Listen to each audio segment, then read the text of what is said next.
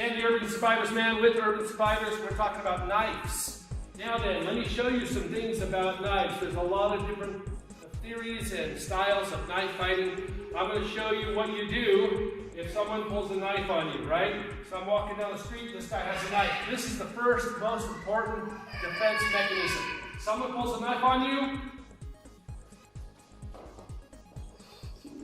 just run.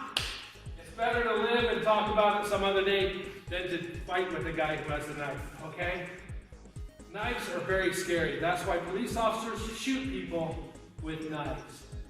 But my warning to everyone out there is that if you have a concealed carry, do not always think that you will have time and distance to draw. I know many dead people who had a gun in their hand, with a round in the chamber, and they've been stabbed to death. Don't think that in this close proximity you'll be able to get a gun. Okay? You need that time and distance to draw safely if you're being attacked by a knife, yielding bad guy. Most of the times, a good knife fighter won't even let you know he's got a knife. He'll be hidden and he'll come at you. Now then, if you have a knife and he has a knife, we're going to talk about some basic knife fighting stances. You've seen I have seen hundreds of different stances. This, okay? I'm not going to say they're wrong, but I will show you what is better. We have trained several national knife fighting champions out of the school. I've been in many knife fighting competitions, and I've been in actually 2 real knife fights. So let me show you some flaws with the different types of grip. This is called a back grip. Okay? A lot of people, this is their knife fighting stance. The problem with this stance is the knife is pointing at me more than it's pointing at him. Right? If you do Filipino style, which I used to do back in the good old days until I got my clock lit up by Lynn Thompson, Cold Steel Knives, back in 1990s sometime, I realized Filipino knife fighting is not very effective against a really good knife fighter. So the back grip, the knife is pointed towards you. All he has to do is rush in and hit you, or you're going to cut your own leg. So be careful with the back grip. Yes, the back grip is great, especially if you reinforce it and you can drive it right through someone's rib cage. It has a lot of power, right? And you can do a lot of slashing. However, slashers usually lose the knife fights. We have a rib cage and we have these bones that will protect you from death when someone is trying to slash at you, right? You have all these knives, the commas, you have all these different types of knives, diamonds, and all sorts of things that are made for slashing, but slashing is not going to get the fight over quickly. The way to get the fight over quickly is stitching. It's stabbing. Let me show you where the points are that you want to stab to. Right under the xiphoid process, you strike there and go up. The heart's right there. The heart is not over here.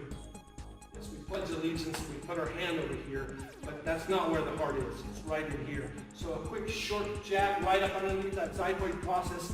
You avoid the bones, go straight into the heart. He's going to die instantly. The other way to kill someone is you've got the collarbones right here. This is the triangle. Downward strikes into the throat area. You hit a target-rich environment. Throat, arteries, veins, nerve bundles, spine. So just boom! Quick jabs, stitching into that area. The guy's going to die rapidly. Okay? So that's the basic philosophies of knife fighting, is that the foregrip, I prefer. 1, it's always pointing towards the enemy. It's not pointed towards me. 2, I'm going to avoid all this wild slashing, because a good knife fighter is going to work right through that. 3, I'm going to work on stitching. I'm going to stab him multiple times quickly so that he can't defend it, and I'm going to try and hit vital areas. So those are some of the very high-level basics of knife fighting. Now when we fight, we go into a stance like this, and the ball's on our feet because we've got to get in and out. This other hand, so many people stand like this with a knife fighting. Fleshy stuff up here. Don't. Put the knife out front. It's got to do the dirty work. Take your offhand and cover your neck. Yes, it can come out and do blocks and punches and jabs and stuff like that, but keep it here so that if someone does slash and hit your neck, there's at least some bony material here to stop you from dying. Okay? That's very important. So we stand like this, and we can move in and out, and use our foregrip to stitch them with. So after that, I wouldn't say no to a lot of classic knife defense moves. Yes, they can work. They've saved my life a time or two. But typically, if a guy is charging at you stitching, you're going to have to run or use your legs to kick him away from you. One, your legs don't have any vital organs. You've got to protect this area from a guy that's trying to stitch you. So you're going to have to use kicks, quick kicks, to try and keep him away so you can make your escape, especially if you don't have a knife. Even if you have a knife, if he's coming in quick, check him with your legs and then go into your attack. Alright? Next, if you don't have a knife, or even if you do have a knife, you can use some of the traditional Hapkido defense moves. Again, coming and stitching, don't try any of the Krav Maga rips. He'll blow right through your fingers and into your gut. Okay? I won't say they won't. They can't. It's not working. Push up.